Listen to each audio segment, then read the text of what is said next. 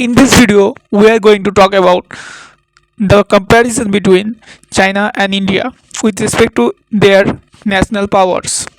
हम इस वीडियो में चाइना और इंडिया के नेशनल पावर को कैलकुलेट करेंगे कि देखेंगे किसका पावर ज़्यादा है।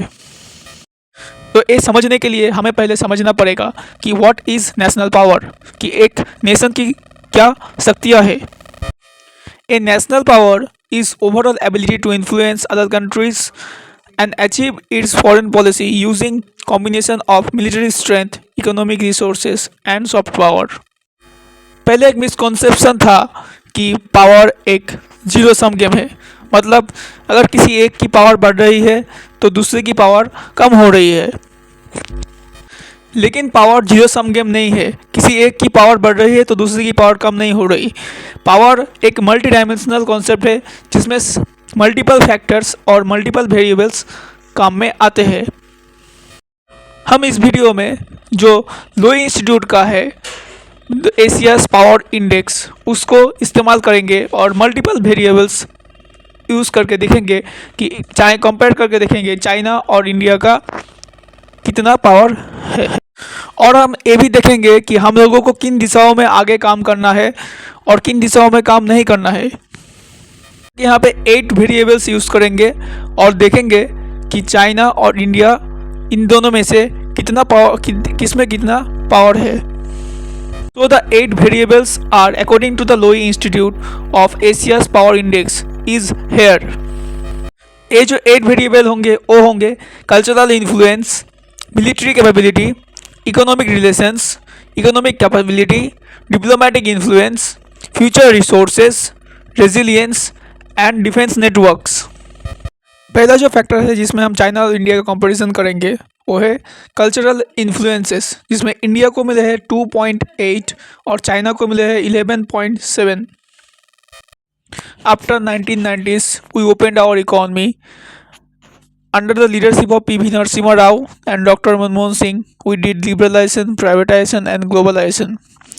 जो रिफॉर्म हुए उसने हमारे कल्चर को एक प्रभाव पड़ा, उसमें हमारा कल्चर ने वेस्ट की चीज़ों से इंटरमिंगल हुआ और हमारे भारतीय संस्कृति को प्रभावित किया। उसी का ही रिसर्जेंस हुआ कि एंटी ग्लोबलाइजेशन, जो कि 2014 में बीजेपी पार्टी को पावर में लाया, पूरे इंडिया में एक कल्चरल नेशनलिज्म का वेव लाया, लेकिन ये काफ़ी हद तक सीमित रहा हमारे कल्चर को वेस्ट के सामने प्रेजेंट करने में, क्योंकि मीडिया एक तरफा रहा और डिजिटल मीडिया भी कंट्रोल रहा। लेकिन और ये भी है कि हमारे एडुकेटेड इंडियंस अपने कल्चर को लेकर उतना सेंसिटिव नहीं हो पाए जितना कि एक चाइनीज़ होता है। अब हम देखेंगे diplomatic influence. China is permanent member of UNSC, we are not a permanent member of UNSC. Although हमारे पास भी अच्छे डिप्लोमेटिक इन्फ्लुएंस है, लेकिन परमानेंट सीट अगर यूएनएससी में होता तो वीटो पावर हमारे पावर को भी बढ़ा देगा।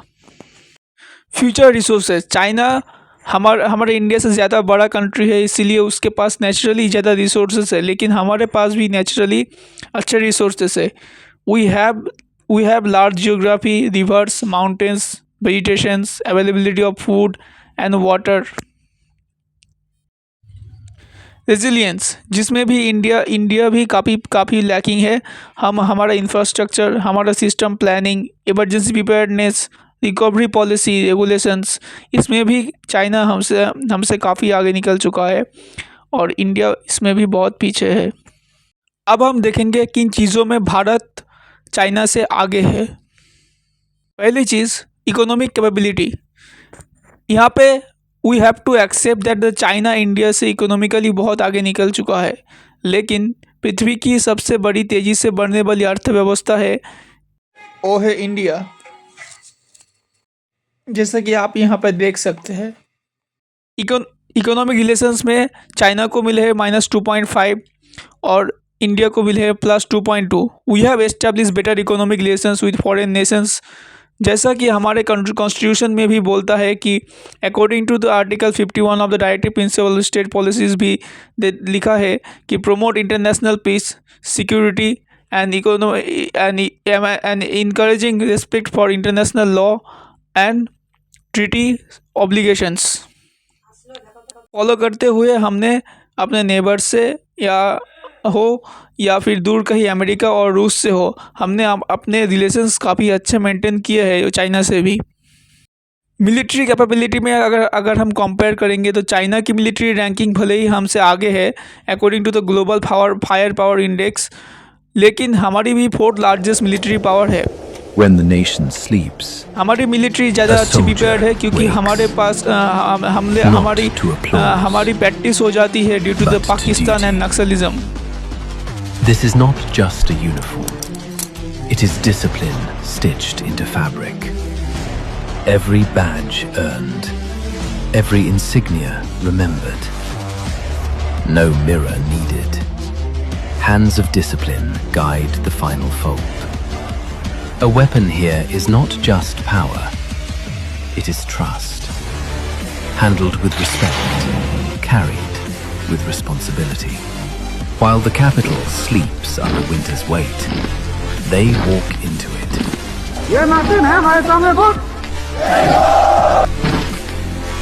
Every step measured, every movement repeated, again and again. Because precision is not demanded, it is learned. Feet may tire, but resolve does not. Just as they guard the nation without pause, they march on. A soldier learns more than marching. He learns rhythm. It is a promise rehearsed before it is honored. A soldier is not made in a day. He is shaped day and night for the nation.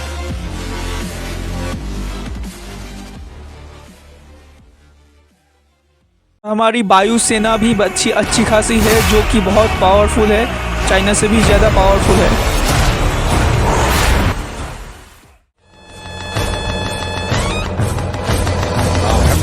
प्रचंड बोल मस्तकों के झुंड, आज जंग की घड़ी की तुम गुहार दो।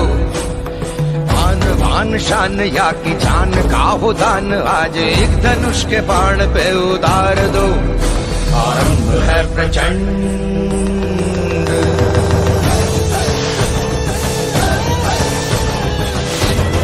मन करे सो प्राण दे, जो मन करे सो प्राण ले, वही तो एक सर्वशक्तिमान है। मन करे सो प्राण दे, जो मन करे सो प्राण ले, वही तो एक सर्वशक्तिमान है। विश्व की पुकार है, ये भागवत का सार है कि युद्ध ही तो वीर का प्रमाण है। कौरवों की भीड़ हो या पांडवों का नीड़ हो, जो लड़ सका है वो ही तो महान है। अगर हम डिफेंस में देखें तो इंडिया का बजट भले ही चाइना से कम है, लेकिन India is the only country जिसके पास अमेरिका एज वेल एज रसिया दोनों के देशों से मिलिट्री एंगेजमेंट है। इस चीज़ों से बहुत फ़र्क पड़ता है कि आपका मिलिट्री एंगेजमेंट किन देशों से होता है।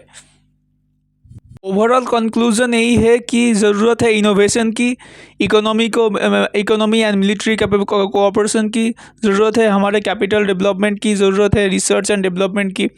बस आज के लिए इतना ही, मिलते हैं अगले वीडियो में। Thanks for watching.